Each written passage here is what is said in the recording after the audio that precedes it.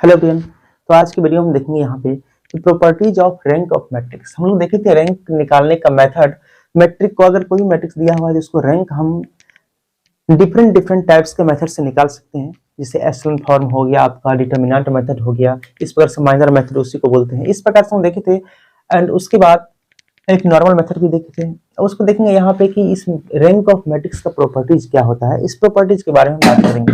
तो यहाँ पे फर्स्ट प्रॉपर्टी है कि matrix A matrix is rank zero. अगर कोई मैट्रिक्स का रैंक जीरो है, इसका मतलब वो मैट्रिक्स कैसा होगा? ए मैट्रिक्स इज नल मैट्रिक्स। यानी कि इसका मतलब ये है कि अगर कोई भी मैट्रिक्स नल है, नल मैट्रिक्स का मतलब होता है कि एक ऐसा मैट्रिक्स जिसका ऑल एलिमेंट्स आर जीरो।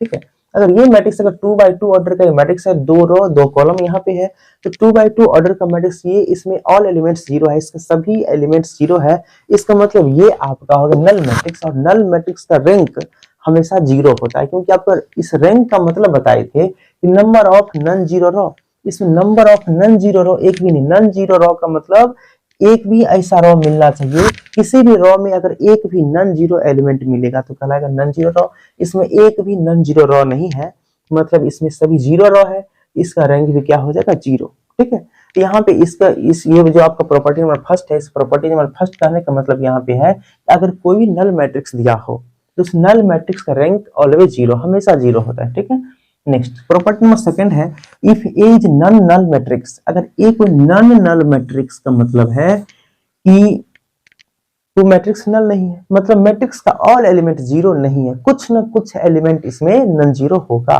जैसे इसी में अगर मान लीजिए कि यहाँ पे हम दे दिए 2, ये क्या हो गया? Non null matrix. ये हो नन नल मैट्रिक्स हो गया, मतलब ये नल मैट्रिक्स नहीं है। अगर कोई मैट्रिक्स नल मैट्रिक्स नहीं है तो उसका रैंक कम से कम 1 होगा, जीरो तो नहीं होगा। अगर कोई नन नल मैट्रिक्स है, अगर एक भी एलिमेंट इसमें आपका नन जीरो है, तो ये आपका इसका एक रो, तो इसमें देखिए एक नन जीरो रो हो गया, और नंबर ऑफ नन जीरो रो को ही हम लोग क्या बोलते हैं? रैंक बोलते हैं। तो यहाँ पे रैंक कम से कम 1 होगा या 1 से अधिक होगा। यहाँ पे rank of A is greater than is equal to 1। इसका मतलब ये होगा कि 1 होगा या तो 1 के बराबर होगा या 1 से बड़ा होगा। ठीक है, तीसरा है रैंक ऑफ आइडेम्पोटेंट मैट्रिक्स। यहाँ पे आइडेम्पोटेंट मैट्रिक्स क्या होता है, ये बहुत इंपॉर्टेंट। देखिए यहाँ पे कहेंगे, कहा गया आइडेम्पोटेंट मैट्रिक्स का जो ऑर्डर, अगर ऑर्डर n का आइडेम्पोटेंट मैट्रिक्स है तो उसका जो रैंक होगा ये हमेशा less than, always less than n होता है। अगर n अगर उसका रैंक मान ऑर्डर है तो उसका जो रैंक होगा इस n से कम होगा। अब देखेंगे आइडेम्पोटेंट क्या होता है। आइडेम्पोटेंट का मतलब ए स्क्वायर इक्वल टू यहाँ पे ए होगा। अगर कोई मैट्रिक्स आइडेम्पोटेंट का मतलब होता है, अगर कोई मैट्रिक्स ए है, ए इक्वल टू कोई मैट्रिक्स मान लीजिए अगर ए मैट्रिक्स है, अगर ए को हम ए मैट्रिक्स से ही मल्टीप्लाई करेंगे तो फिर से ए ही आ जाएगा। समझिए, मतलब ए मैट्रिक्स का जो स्क्वायर होगा, ए को ए के साथ मल्टीप्लाई करेंगे तो जो प्रोडक्ट मिलेगा मुझे वो ए ही मिलेगा फिर से, तो ये कहलाएगा आपका आइडेम्पोटेंट मैट्रिक्स। मतलब A square equal to A, that is called idempotent matrix. तो किसी भी आइडेम्पोटेंट मैट्रिक्स का जो रैंक होता है उसके ऑर्डर के बराबर नहीं हो सकता, हमेशा ऑर्डर से कम होता है। ठीक है, वो कहा गया। नेक्स्ट प्रॉपर्टी नंबर 4 इसमें कहा गया है कि रैंक ऑफ इनवॉल्यूटरी मैट्रिक्स।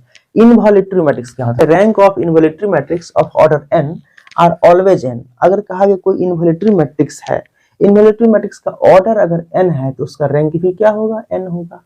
यानी कि इनवॉल्यूटरी मैट्रिक्स का जो ऑर्डर होता है वही उसका रैंक होता है। क्यों? इसलिए क्योंकि उसका determinant of involutory matrix are non zero. किसी भी इनवॉल्यूटरी मैट्रिक्स का डिटरमिनेंट जीरो नहीं होता है, मतलब उसका जो भी आप उसको कुछ ना डिटरमिनेंट नॉन जीरो आएगा, मतलब पूरा का पूरा रैंक हो जाएगा। अगर कोई 3x3 ऑर्डर का इनवॉल्यूटरी मैट्रिक्स है, रैंक 3। अगर कोई 5 ऑर्डर का इनवॉल्यूटरी मैट्रिक्स है, उसका रैंक 5 हो जाएगा। मतलब इनवॉल्यूटरी मैट्रिक्स का जितना ऑर्डर होगा उतना ही उसका रैंक होगा। इनवॉल्यूटरी मैट्रिक्स का मतलब क्या होता है? तो ए का transpose A square equal to identity. यहाँ देखिए यहाँ पे क्या होता है, इनवॉल्यूटरी मैट्रिक्स मतलब होता है ए स्क्वायर इक्वल टू आइडेंटिटी। इसमें था कि ए स्क्वायर इक्वल टू ए, मतलब ए को हम ए से अगर मल्टीप्लाई करेंगे तो जो प्रोडक्ट आएगा वो ए के बराबर आएगा। लेकिन इनवॉल्यूटरी मैट्रिक्स का मतलब यहाँ पे होता है कि ए को अगर ए के साथ मल्टीप्लाई करेंगे तो प्रोडक्ट जो आएगा वो आइडेंटिटी मैट्रिक्स मुझे मिलेगा। ठीक है, यहाँ पे देखिए नेक्स्ट है आपका प्रॉपर्टी नंबर 5, इसमें rank of orthogonal matrix of order n is order n। यहाँ पे सेम टू सेम ऐसा कंडीशन है। ऑर्थोगोनल मैट्रिक्स अगर कोई, ऑर्थोगोनल का मतलब यहाँ पे ये होता है कि A square is equal to identity, sorry A का ट्रांस ए इंटू ए का transpose is equal to identity होता है।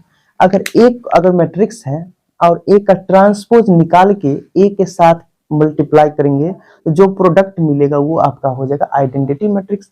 इसका मतलब ये हुआ कि अगर कोई ऑर्थोगोनल मैट्रिक्स है, उसका ऑर्डर n है, तो उसका रैंक भी n हो जाएगा। मतलब किसी भी ऑर्थोगोनल मैट्रिक्स का रैंक जितना होगा उतना ही ऑर्डर, मतलब ऑर्डर के बराबर उसका रैंक हो जाएगा। अगर कोई 2x2 ऑर्डर का ऑर्थोगोनल मैट्रिक्स है, उसका रैंक 2 हो जाएगा। अगर कोई 5 ऑर्डर का ऑर्थोगोनल मैट्रिक्स है तो उसका रैंक कितना हो जाएगा, 5 हो जाएगा। ठीक है, अब आगे देखेंगे रैंक ऑफ, नेक्स्ट है 6 में, rank of nilpotent matrix of order n। क्या कोई निलपोटेंट मैट्रिक्स है, उसका ऑर्डर n दिया हुआ है, तो उसका जो रैंक होगा हमेशा n से कम होगा। देखिए निलपोटेंट मैट्रिक्स क्या होता है, अगर कोई मैट्रिक्स A है, इसका पावर, इसको कितना बार हम मल्टीप्लाई, पावर k दे के 0 हो जाएगा।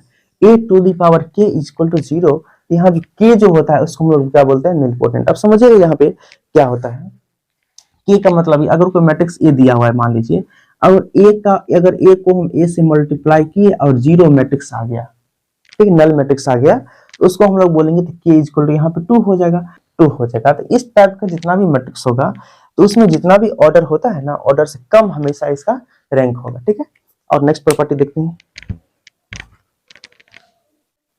तो नेक्स्ट प्रॉपर्टी इसमें दिया गया है कि let A be a matrix of order m by n। अभी तक हमने देखे हैं जैसे इनवॉल्यूटरी मैट्रिक्स हो गया, मैट्रिक्स हो गया, ये सभी मैट्रिक्स में देखें कि ये सब क्या था, एक स्क्वायर मैट्रिक्स था।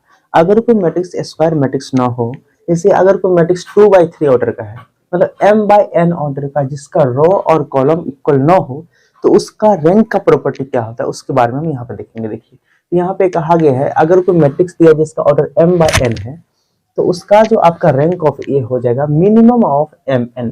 इस mn में जो मिनिमम होगा, इसलिए रो या कॉलम कुछ भी जो मिनिमम होगा वही उसका रैंक हो जाएगा। ठीक है, जैसे यहाँ एग्जांपल लेके देखेंगे, let A equal to this matrix 2 and 3 order का, इसका जो रैंक देखेंगे, number of non zero row 2 है, इसमें number of non zero row कितना है, देखिए 1 2, तो यहाँ पे rank of A equal to कितना हो जाएगा, 2। रैंक ऑफ ए इसका हो गया आपका 2, इसका रैंक 2 हो गया। मतलब इसका मतलब फार्मूला से बनेगा, अगर कोई बड़ा मैट्रिक्स दिया जाए, अगर कोई बड़ा मैट्रिक्स दे दिया जाए यहाँ पे, अगर उसका बोलेगा कि आप बताइए रैंक क्या है, अगर m by n ऑर्डर का दोनों का अगर रो कॉलम इक्वल ना हो तो क्या करेंगे, मिनिमम ऑफ, देखिए यहाँ पे रैंक 2 3 2 and 3, 2 3 में मिनिमम कौन है, 2 है, इसलिए इसका 2 आंसर हो जाएगा। Rank of A equal to 2 answer हो जाएगा, समझे।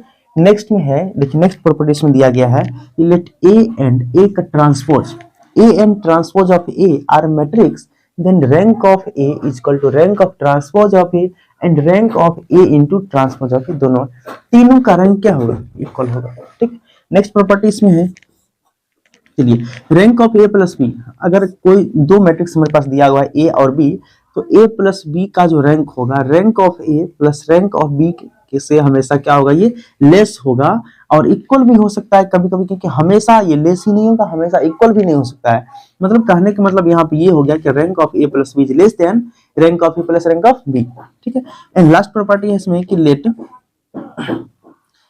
ए and B are matrix of order m by n। इसमें कहा गया कि दो मैट्रिक्स हमारे पास दिया गया, लेट ए एंड बी दो मैट्रिक्स है जिसका ऑर्डर m by n दे, जिसका ऑर्डर जो है m by n है एंड n by p है, तो वहां पे उसका rank of A plus rank of B minus n less than is equal to rank of A into B. A को ए मैट्रिक्स और बी मैट्रिक्स को multiply करेंगे, उसका जो प्रोडक्ट आएगा उसका रैंक निकालेंगे, उसके रैंक से क्या होगा, यहाँ पे उसके रैंक से ये सब लेस होगा या इक्वल टू होगा, या फिर उसी को minimum rank of A into rank of B, इससे भी क्या होगा, इसका जो मिनिमम वैल्यू होगा उससे भी लेस होगा। ठीक है, ये है इसमें प्रॉपर्टी कुछ दिया गया था।